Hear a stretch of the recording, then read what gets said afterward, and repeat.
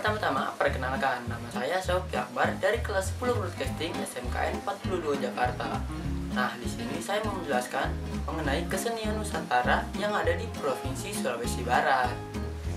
Provinsi Sulawesi Barat secara geografis terletak di antara 0 derajat sampai 3 derajat lintang selatan dan 118 sampai 119 bujur timur.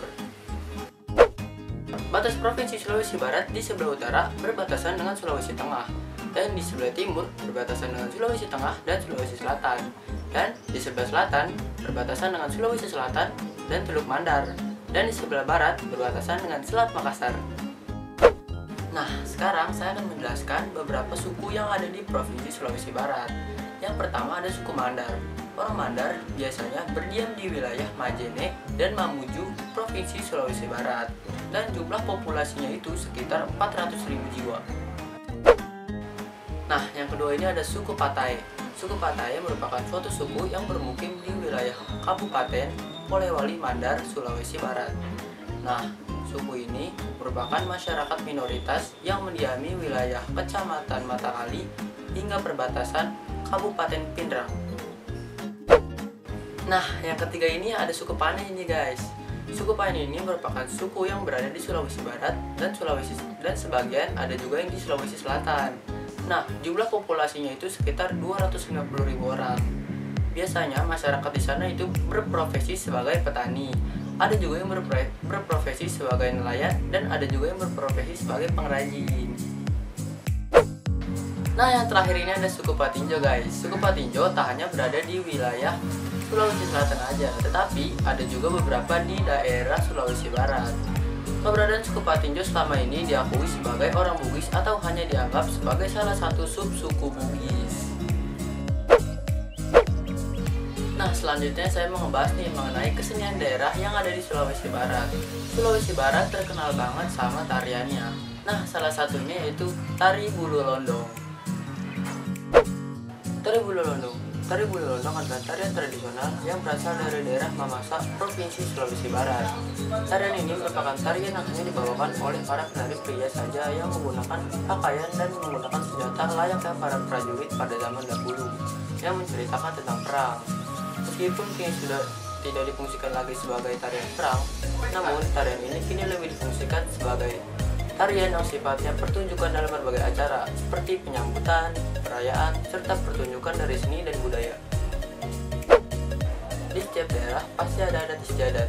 Nah, di Sulawesi Barat juga ada adat istiadat yang cukup unik. Yang pertama yaitu ada tradisi Kalindakna.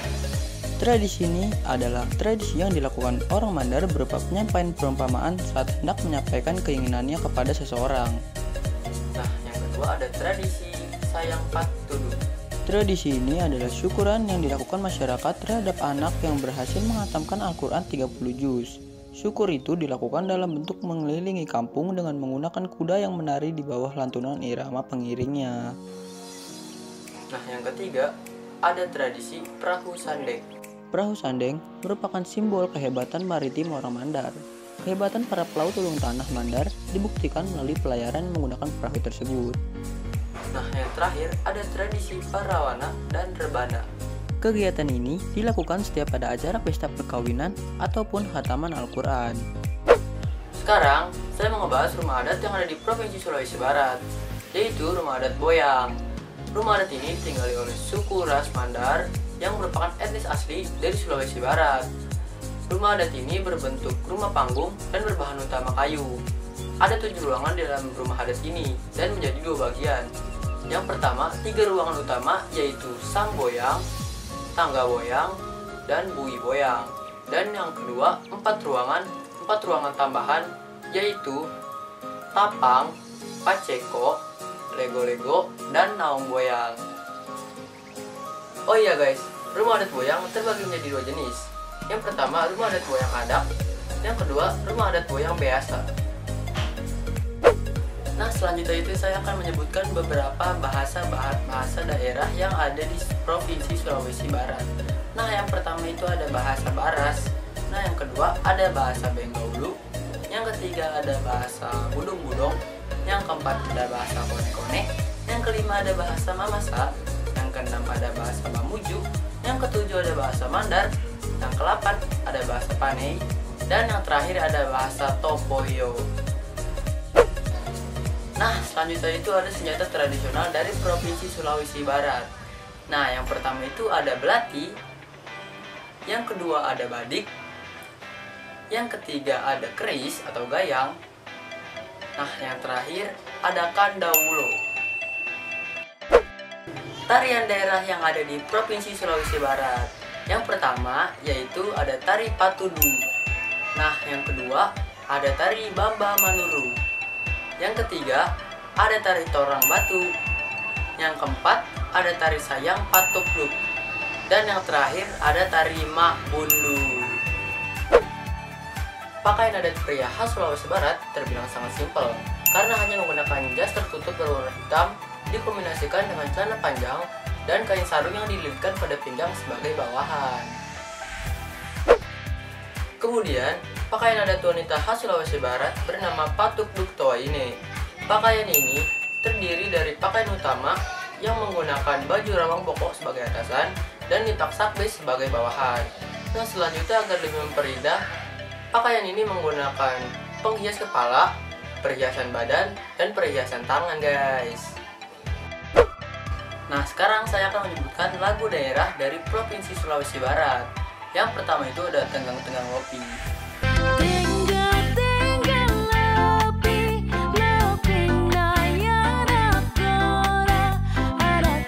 Yang kedua ada Panawar Saliliu.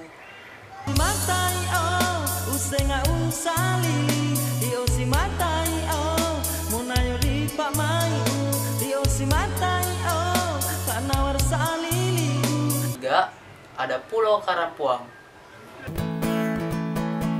Oh Pulau Karampuang, dia nama muju, merio ne kita di waktu simbar Karampuang. Nah, sekarang saya mau menyebutkan apa aja sih alat musik daerah yang ada di Provinsi Sulawesi Barat. Yang pertama yaitu ada satu, yang kedua ada rebana, yang ketiga ada pompang, yang keempat ada kecapi mandar, yang kelima ada pakeke, yang keenam ada calong, dan yang terakhir ada gongga lima. Pahlawan nasional dari Sulawesi Barat yaitu ada Andi Depu Maradia Balanipa atau sering disebut Ibu Agu. Lahir pada bulan Agustus tahun 1907. Beliau adalah seorang pejuang wanita asal Indonesia yang berhasil mempertahankan Tinambung, Polewali Mandar dari penaklukan Belanda. Sekarang saya akan menjelaskan makanan khas yang ada di Provinsi Sulawesi Barat. Yang pertama itu ada kue cucur. Kue cucur yaitu hidangan tradisional yang ada di Sulawesi Barat yang berbentuk bulat pipih dan terbuat dari tepung beras dan gula merah. Nah, yang selanjutnya ini ada sambusa. Sambusa memiliki bentuk segitiga, mirip seperti gorengan dengan isian berupa olahan daging ikan yang lezat. Nah, selanjutnya ada jepa. Jepa berbentuk seperti kue cucur, yaitu berbentuk bulat pipih dan terbuat dari sagu atau singkong yang diberi gula aren. Nah, kemudian ada roti pawa. Sekilas makanan ini memang terlihat seperti bapau, tapi sebenarnya roti pawa terbuat dari bahan yang berbeda, yaitu tepung terigu yang dicampur dengan tepung beras. Dan yang terakhir ada kue kuy-kuy. Nah, makanan ini juga mirip banget dengan kue pukis. Namun yang menjadi pembedanya adalah kue kuy-kuy ini bentuknya lebih panjang. Setiap daerah pasti punya tempat wisata yang kerennya masing-masing. Nah, di Sulawesi Barat ada juga nih tempat wisata yang gak kalah keren dari tempat wisata lainnya. Sekarang saya mau nyebutin apa aja sih tempat wisata yang keren yang ada di Provinsi Sulawesi Barat. Nah, yang pertama itu ada Pantai Manakara. Yang kedua ada Pulau Karampuang. Dan yang ketiga ada air terjun Tamasapi. Dan yang keempat ada Pantai Palipis. Dan yang terakhir yang gak kalah keren ada air terjun Indo Ranuang. Nah, itu dia tadi guys, kesenian Nusantara yang ada di Provinsi Sulawesi Barat. Mudah-mudahan apa yang saya bagikan ke kalian bisa bermanfaat. Dan terima kasih juga untuk kalian yang sudah nonton video ini. Jangan lupa klik tombol like, comment, and subscribe. Dan sampai jumpa lagi di video selanjutnya.